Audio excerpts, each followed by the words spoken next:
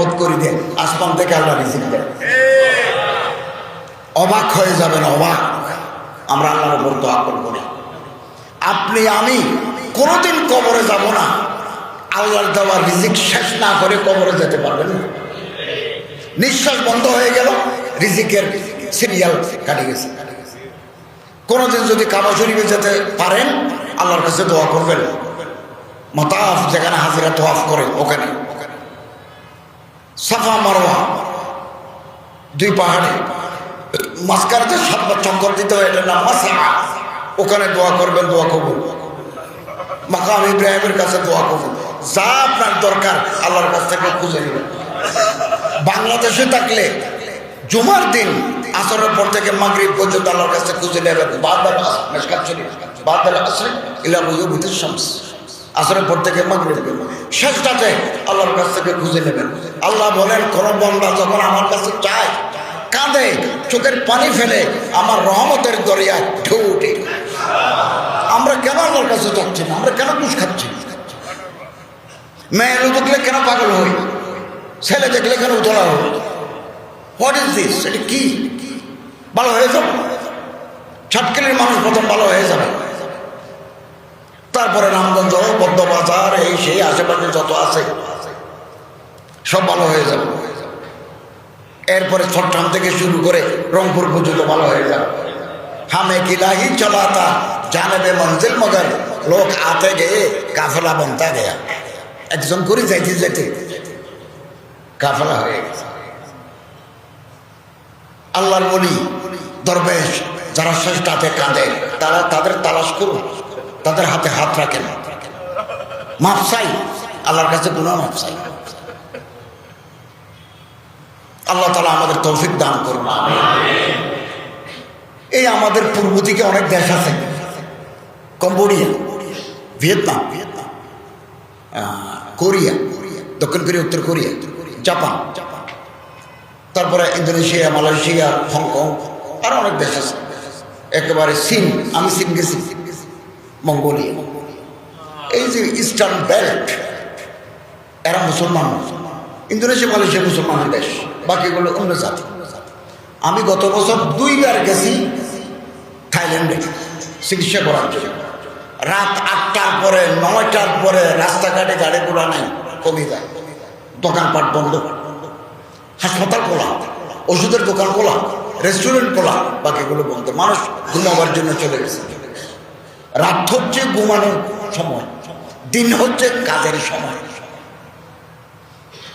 যেহেতু আমি সরকারের মন্ত্রী, অ্যাম্বাসেডর আমাকে ব্যাংকক এয়ারপোর্টে রিসিভ করতে আসছে। একজন ফার্স্ট সেক্রেটারি গাড়ি নিয়ে আমার হসপিটালে নিয়ে গেছে। উনি আমার বলতেছেন, স্যার ফজর হওয়ার আগে এখানে বাজার বসে, এই খোলা জায়গায় শাক সবজি মাছ মাংস এগুলো আসে, দিনের 9টায় শেষ, সকালবেলায় বাজার। রসুলের হাদিস, আল্লাহুম্মা বারিক আলা উম্মতি ফি বুকুরিহা, খোদা আমার উম্মতের মধ্যে যারা সকালবেলা কাজে যায়, কাজে লাগি যায়, তাদের জীবন বরকতময় করো। আমরা তো ঘুমি, আমরা 8টায় ঘুম, 9টায় ঘুম। তো রহমত আসবে কোত্থেকে? কোত্থেকে রহমত আসবে? আপনি এই সার্কিল রাস্তার মাথায়, ওই যে পেট্রোল পাম্পের সামনে 1 নোট ফেলে দেন, মানুষ যাচ্ছে, কি করে ক্যামেরা দিয়ে দেখেন, পাগল হয়ে যাবে মানুষ। মানে নেওয়ার পরে পকেটের মধ্যে ঢুকে দেবে। এটা হুজুরও নেবে, মুজুরও নেবে, ম্যানেজারও নেবে, প্রফেসরও নেবে, সিএসিও নেবে, কন্ট্রোলারও নেবে। এটা কিয়ামতের লক্ষণ। এমন এক জমানা আসবে, মানুষ পকেটের ভিতর পয়সা নেবে, শ্বাস পড়তাল করবে না। কিন্তু পৃথিবীর বহু দেশ আছে, তাদের হাসিনা বাদ, ডেনমার্ক, সুইজারল্যান্ড, সুইডেন, নরওয়ে, জেলখানা নেই। আমাদের জেলখানায় থাকার জায়গা নেই। আমি জেলখানাতে 13,000 ধর্মীয় কিতাব দিছি, 13,000। ঢাকার কেরানীগঞ্জ কারাগারের ভিতরে হেফজখানা চালু করছি। ওই হাফেজ আসামি যারা ছাত্র হেফজ করে তারাও আসামি। টাকা দিছি ওখানে, বিভিন্ন জেলখানে টাকা দিছি। পৃথিবীর বহু দেশে খার আগে খেয়ে উঠবে গাড়িতে, বাঙালিরা দৌড়াদৌড়ি করে, কোনো দেশে নেই, কোনো দেশে নেই। এই জন্য বাংলাদেশে পাসপোর্টের দাম নাই, সবুজ পাসপোর্টের দাম নেই। এত কিন্তু আমি সরকারি ছিলাম, আমার কূটনৈতিক পাসপোর্ট ছিল লাল। এটা পৃথিবীর যে কোনো জায়গায় গেছি ভিআইপি হিসাবে সুযোগ পেয়েছি। এখন তো আবার সবুজে চলে আসছে। সবুজ বাংলাদেশে দেখলেই এদের মন খারাপ, এরা সব। আমি যে হজের চুক্তি করতে গেছি নভেম্বর ডিসেম্বরে যে গেছি,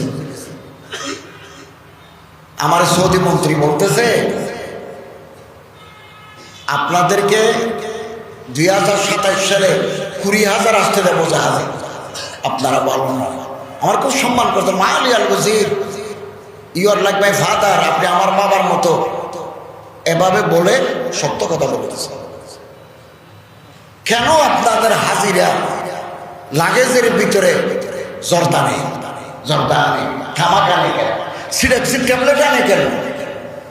কেন আরাফাতের মাঠে 2025 সালে মহিলা হাজির থেকে বাচ্চা হয়, কেন তাকে আপনি আনলেন? 15 জনকে বাইপাস অপারেশন করতে হয় কেন আমাকে? এগুলো কোনো জব নাই। তারপরে আমি বলছি যে please give us last chance, এটা বলে চুক্তি করে দিয়ে আসছে। আর না হলে 20,000 কমাই দিয়েছি। হাসব বাড়ানো, এটা হচ্ছে আল্লাহওয়ালাদের সহবত পাইলে।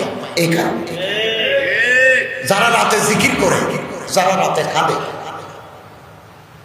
যারা কলেজের ভিতরে আল্লাহর ডর আছে, তাদের সাথে উঠে বসা করে, তাদের জোতা সিধা করে দিই, তাদের সাথে সময় কাটায়। শেখ সাদি রহমতুল্লাহ আলাইহি বলেন যে আমি একদিন গোসলখানায় গেলাম, হাম্মামে রোজে, এটা মাটি নিয়ে গেলাম, মাটির দলা, মাটির ঢিলা, সুগন্ধি উঠে, দেখতে মাটি কিন্তু অসম্ভব সুগন্ধি উঠে।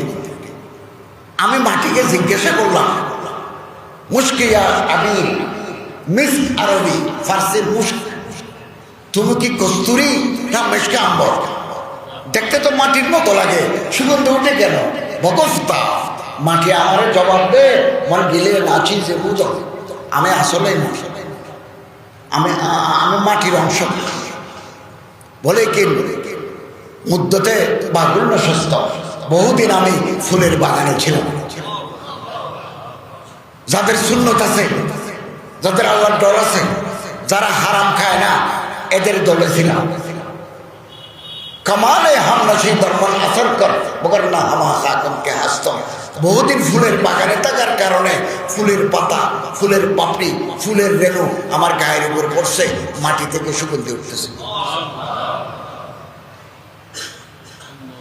আমি কাঁদার জন্য আগে যাইতাম মালয়েশিয়া, পীর সুফি জুলফিকার